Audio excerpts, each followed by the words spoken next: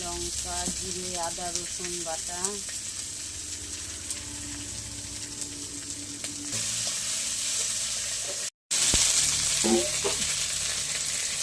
লঙ্কা গুঁড়ো,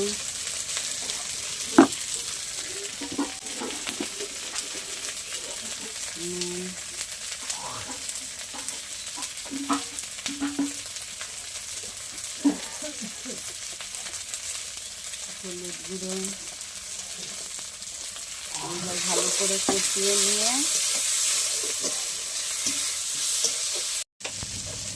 একটু ভাজা ভাজা হয়ে গেলে হালকা একটু জল,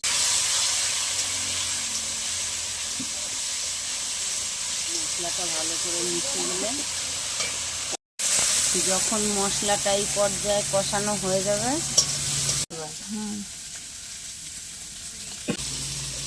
দিয়ে হালকা হাতে একটু নাড়াচাড়া করে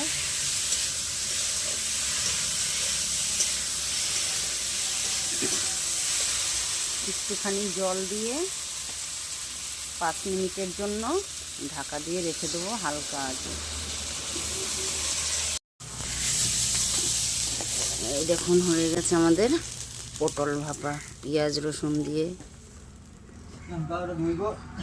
যারা সবজি খেতে ভালোবাসে না তারা এইভাবে রান্না করলে খুব ভালো লাগবে, আপনারাও বাড়িতে ট্রাই করে দেখবেন।